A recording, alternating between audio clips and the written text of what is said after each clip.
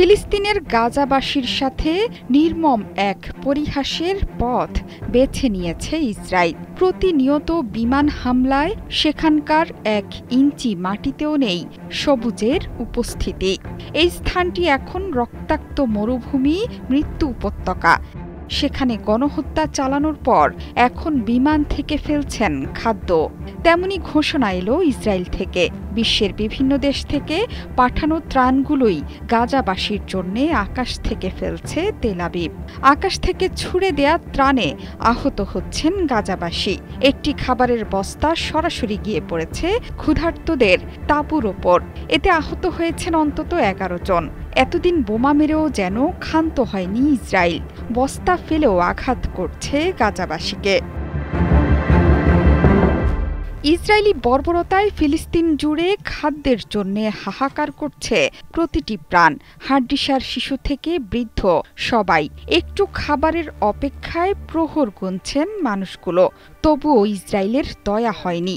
সবশেষ আন্তর্জাতিক মহলের তীব্র চাপ এবং সমালোচনার পর আকাশ থেকে ত্রাণ ফেলার সিদ্ধান্ত নেয় তেল আবিব। শনিবার ইসরায়েল জানায়, গাজা উপত্যকায় আকাশ থেকে ত্রাণ ফেলেছে দেশটি। ত্রাণ সহায়তার জন্য মানবিক করিডোর খোলারও উদ্যোগ নিচ্ছেন বেনিয়ামিন নেতানিয়াহু।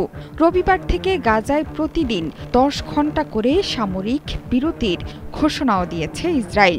ত্রাণ কাজে সহায়তার জন্যই এই সিদ্ধান্ত দেশটির।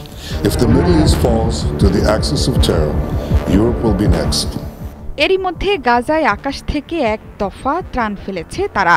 এর পাশাপাশি ইসরায়েল আগেই বলেছে, জাতিসংঘের ত্রাণবাহী গাড়িবহরগুলো যাতে গাজায় খাদ্য ও ওষুধ পৌঁছে দিতে পারে সেজন্য মানবিক করিডোর প্রতিষ্ঠা করবে তেল আবিব।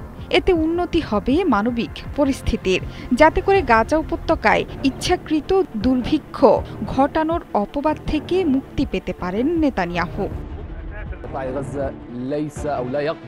যদিও বেনিয়ামিন নেতানিয়াহুর এই কার্যক্রমকে আইওয়াশ মনে করছেন অনেকেই। হয়তো সমালোচনা থেকে মুক্তি পেতেই কিছু ত্রাণ ফেলার কার্যক্রম হাতে নিয়েছে দেশটি।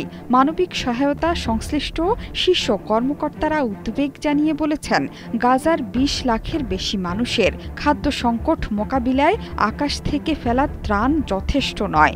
স্থলপথে আরও বেশি ত্রাণ পাঠানোর অনুমতি দেওয়ার দাবি তুলেছেন মানবাধিকার কর্মীরা।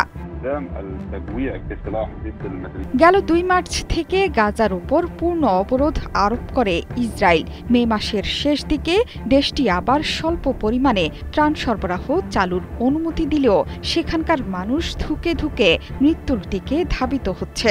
এর মধ্যে গাজাবাসীর জন্য ত্রাণ নিয়ে যাওয়া আন্তর্জাতিক অলাভজনক সংস্থা ফ্রিডম ফ্লোটিলা কোয়ালিশনের জাহাজ হান্দালাকে বাধা দেয় ইসরায়েলি বাহিনী।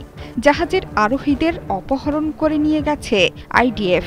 সে সময় জাহাজটি গাজা উপকূল থেকে প্রায় 40 নটিক্যাল মাইল দূরে আন্তর্জাতিক জলসীমায় অবস্থান করছিল। এমন অবস্থান সত্ত্বেও জাহাজটি ধরে নেওয়ায় তীব্র সমালোচনার মুখে পড়েছে বেনিয়ামিন নেতানিয়াহু।